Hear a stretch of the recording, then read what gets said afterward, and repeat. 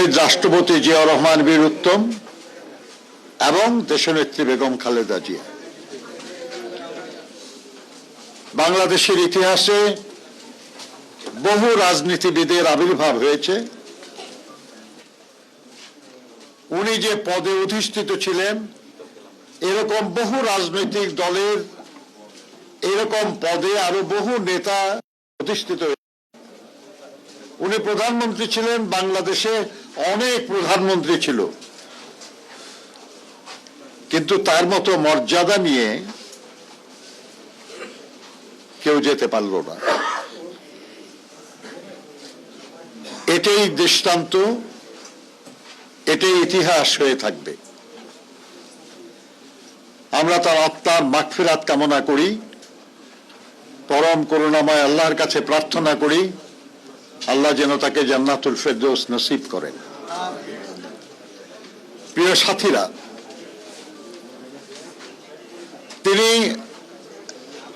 দেশ এবং দেশের মানুষকে ভালোবাসতেন। এই দেশে আমরা বিভিন্ন শ্রেণী পেশার,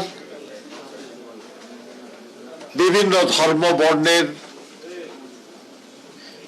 বিভিন্ন রাজনৈতিক বিশ্বাসের মানুষ আছি।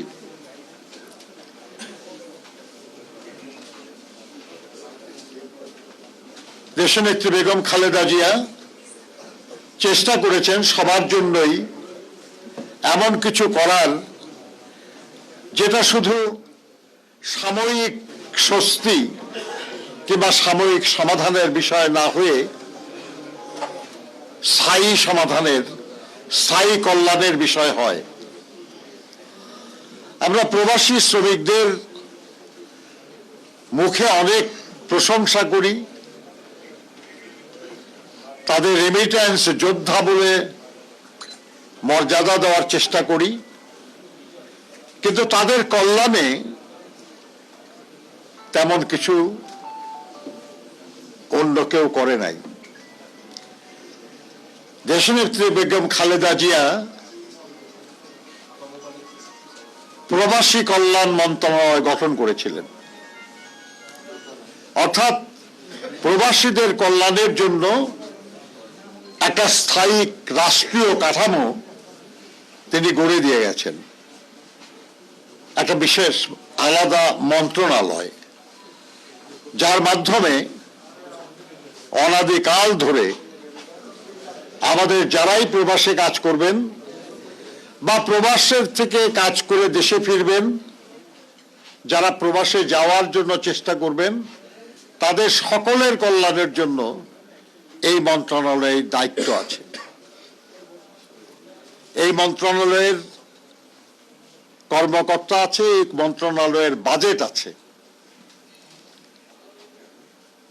এই যে প্রবাসী যারা মানুষ, তাদের কল্যাণের জন্য একটা স্থায়ী কাঠামো দাঁড় করানো, একটা স্থায়ী ব্যবস্থা প্রতিষ্ঠা করা, তাদের কল্যাণের জন্য দেশনেত্রী বেগম খালেদা জিয়া বা বিএনপি সরকারের আন্তরিকতার প্রমাণ।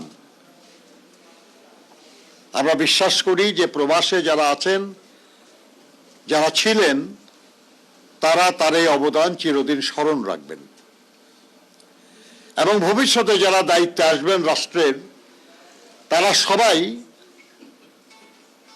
প্রবাসী আমাদের ভাই বোন যারা দেশের অর্থনীতিতে অবদান রাখেন না, শুধু সারা দুনিয়ায় যারা বাংলাদেশের প্রতিনিধি হিসাবে কাজ করেন, তাদের জন্য নতুন নতুন কল্যাণমূলক কর্মসূচি নেবেন। তাদের সমস্যা বদলে যাচ্ছে, এই যে পরিবর্তিত সমস্যা, পরিবর্তিত সুযোগ, এই বিষয়গুলিতে প্রবাসী কল্যাণ মন্ত্রণালয় ভূমিকা পালন করবে।